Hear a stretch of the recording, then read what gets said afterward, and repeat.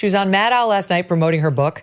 Maddow raised with her the statement in the book that she wanted to raise with Joe Biden the fact that he was not the right candidate for this job, but she couldn't really because she was the VP and it would have been seen as self-serving. But in retrospect, it was really recklessness to allow him to make the decision. It shouldn't have been a personal call. Maddow's trying to say, okay, so this is why, you didn't actually raise this with him, but you would have liked to. And here is how that answer went. Satya. You said to President Biden that you did not think he should run again. Yeah, or even that he should question whether it's a good idea.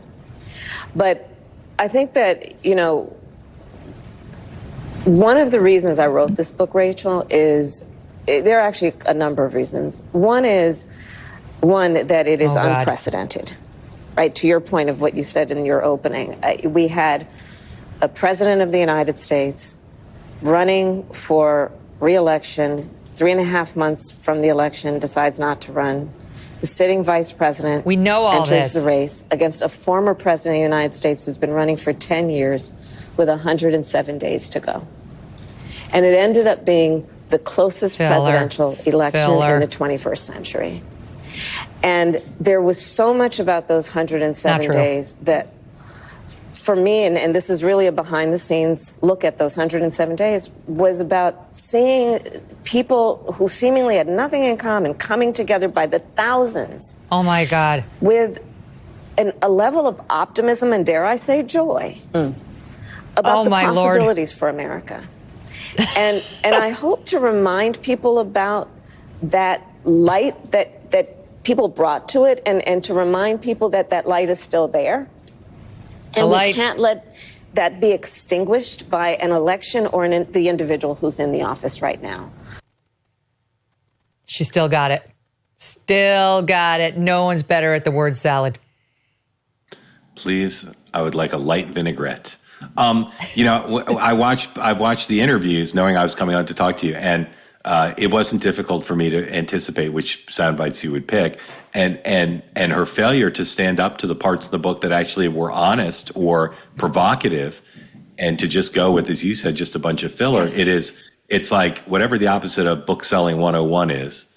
That's what this is. She's like, she's not even trying to sell the book anymore. She's trying to go back to as if she was just a candidate and just run out the clock with word salad. That's so well said. That's a great point, because it's like what Maddow was asking her was about a point that Rachel had read in the book, the one I just reiterated. Gee, we shouldn't have let it be a personal decision. The stakes were too high. It was reckless. And she's saying, you wish you had said that to President Biden. And Kamala Harris goes off on how it was an unprecedented time. We only had 3 months. Dare I say joy. Need to remind people of the light. It was light. It was Carol Ann, go turn the light. Here's my soundbite. It's as if it wasn't a book that she tried to get published. It's as if it were her private journal that is leaked out, and she's trying to change the subject. Oh no, they know what I wrote. No, she purposely published the words, and now she's pretending like it didn't happen. It is a weird way to sell a book. Okay, on that same front, Maddow, who is openly gay, asked her about her comments in the book about why she didn't choose Pete Buttigieg as her running mate, in which the book, she says, because he's gay and the country, in her view, isn't ready for somebody like her to be running with somebody like him. And here's how that went. You're the first woman elected vice president. You're a black woman and a South Asian woman elected to that high office, very nearly elected president. To say that he couldn't be on the ticket effectively because he was gay is hard to hear. No. That's not what I said. That he couldn't be on the ticket because it is what she said.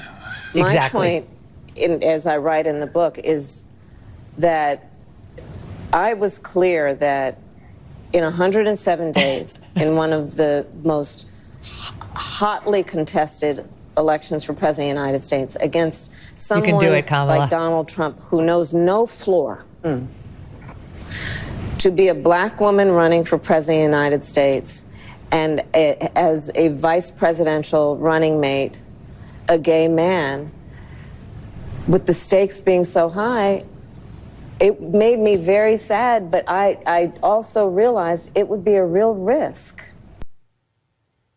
So I didn't say that, except I said that exactly. Right. Yeah. I mean, I don't know how much of it's been the blowback from the stuff leaking out.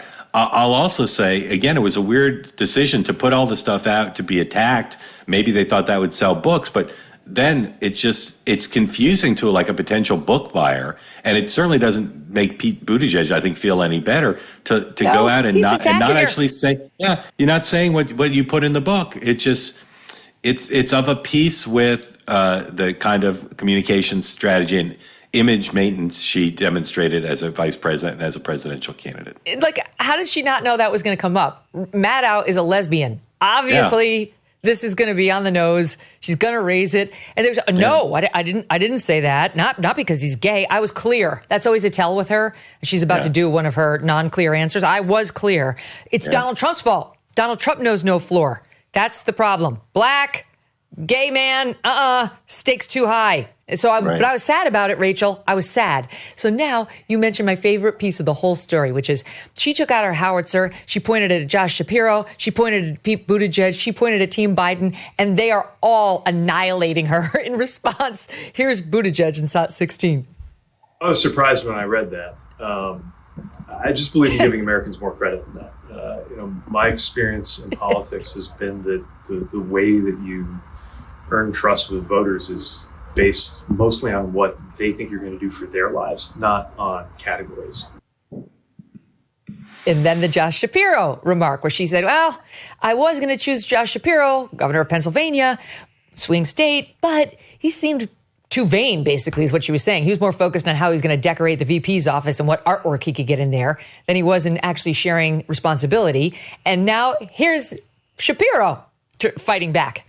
I mean, look, I haven't read the former vice president's book, and she's going to have to answer to how she was in the room and yet never said anything publicly.